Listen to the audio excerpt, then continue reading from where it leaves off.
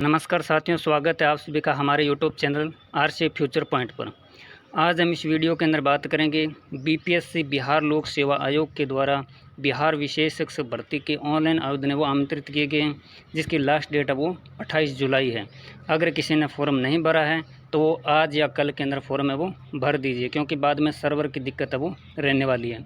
इसके अंदर बात करेंगे कि बहुत सी छोटी छोटी फॉर्म भरते समय गलतियाँ वो कर दी है। अब उनको सुधार कैसे करें? अगर सुधार नहीं करते हैं तो कोई दिक्कत आने वाली है या नहीं आने वाली है। जैसे अगर आपने 10th की डिटेल डालते वक्त वहाँ पर कोई रोल नंबर त्रुटि हो गया है, सीरियल नंबर में त्रुटि हो गया है, आपके टोटल नंबर है उसमें थोड़ा बहुत इधर उधर हो गया है, या 10th है, 12th है, या डिप्लोमा के अंदर स्पेशल एजुकेशन जो दे रखा है, डीएलएड स्पेशल एजुकेशन है, कहीं कुछ स्पेशल एजुकेशन दे रखा है। अगर आपने कोई भी ऑप्शन सेलेक्ट किया है, अगर आपने स्पेशल डिप्लोमा जहाँ भी लिखा हुआ है स्पेशल एजुकेशन, तो वो आपका सही है। चाहे आपने डीएलएड इन स्पेशल एजुकेशन किया है या कुछ दूसरा ऑप्शन चॉइस किया है, वो बिल्कुल सही है, कोई दिक्कत है वो नहीं है। अगर आपने 10th है, 12th के अंदर कोई रोल नंबर है, सीरियल नंबर है, थोड़ा बहुत इधर उधर हो गया है तो कोई दिक्कत नहीं है।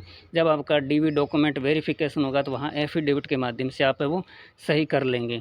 और जब बीपीएससी जब रिजल्ट पब्लिश करेगा उसके बाद शिक्षा विभाग है वो आपसे ऑनलाइन आवेदन है वो दोबारा डॉक्यूमेंट अपलोड करने के लिए बोलेगा। जब आपका सिलेक्शन हो जाएगा तब आप उसमें सुधार है वो कर सकते हैं, कोई दिक्कत है वो नहीं है।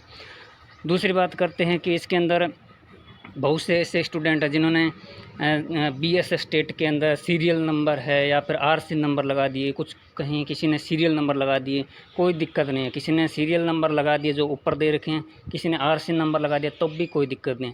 जो डिटेल आपने भरी है वो आपके पास होना चाहिए। जब आपका डॉक्यूमेंट वेरिफिकेशन होगा, जो आपने गलत जानकारी दे दी है लेकिन आपके पास वो जानकारी उपलब्ध है तो कोई दिक्कत है वो नहीं है। एफिडेविट के माध्यम से या फिर जैसे आपके पास प्रूफ के माध्यम से सही हो जाए, कोई दिक्कत है वो नहीं है।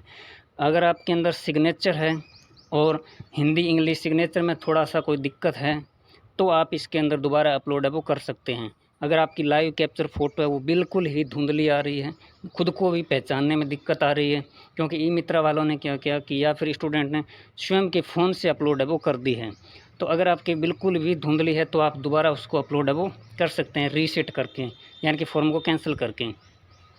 उसके बाद में बात करते हैं कि बहुत से कम इसमें 30 से 40% स्टूडेंट ऐसे हैं जिन्होंने गलत फॉर्म भर दिया। गलत फॉर्म का मतलब गलत कैटेगरी का चयन करके, दिव्यांगता की जो 9 श्रेणी दी गई है उसमें गलत चयन करके वो फॉर्म भर दिया गया। उनका कहना है कि ई मित्र वाले ने गलत कर दिया। तो आप भी खुद समझदार हैं कि बिहार विशेष शिक्षक भर्ती का जो नोटिफिकेशन है और डीएड आपने की है, तो उस ई मित्र वाले ने तो न तो डिप्लोमा किया स्पेशल एजुकेशन, उसको क्या पता कि 9 दिव्यांगता है वो कौन चयन कर सकता है। वहाँ पर जो 9 की 9 श्रेणी पर टिक लगा आ रहा है तो इसका मतलब ये नहीं है कि आप पूरे के पूरे पर क्लिक करेंगे और सबमिट करेंगे। जो आपका डिप्लोमा आपका किया है, जैसे एमआरसी किया है तो एमआरसी से रिलेटेड उसके आसपास की जो कैटेगरी है जैसे एएसडी है, एसएलडी है, उनका आप चयन है वो कर सकते हैं। एचआई वाले हैं वो एचआई स्पीच का चयन कर सकते हैं। वीआई वाले हैं वो लो विजन और ब्लाइंडनेस का चयन कर सकते हैं। उसी प्रकार सीपीएमडी वो अपने अपने आसपास की कैटेगरियों का चयन है वो कर सकते हैं। ऐसा नहीं है कि एचआई वाला स्पीच को भी कर रहा है और एचआई को कर रहा है, एमडी को भी कर रहा है, लो विजन ब्लाइंडनेस को कर रहा है, या फिर एमडी वाला है या फिर एमआर वाला है वो low vision blindness HI VI इस तरह से कर रहा है। आप यहाँ तो आप इसके अंदर फॉर्म भर देंगे। और ये बीपीएससी है, बीपीएससी के अंदर पहले भी लड़के जा चुके हैं लेटर लेकर, और दोबारा भी शायद 4-5 दिन 5-7 दिन के अंदर दोबारा जा रहे हैं। उनको पूरा आश्वासन भी दिया है कि हम आवेदन की लास्ट डेट के बाद इसके अंदर पूर्ण रूप से इस पर कार्य करेंगे, आवेदन निरस्त को लेकर जो भी उनका निर्णय होगा। तो क्यों ना आप एक भविष्य को ध्यान में रखते हुए अच्छी तरह से इसके अंदर जांच करके फॉर्म है वो भरें। कल ने आपको दिक्कत है वो नहीं आई, आपका आवेदन रद्द हो जाएगा तो इससे आपको क्या फ़ायदा थोड़ी ना है।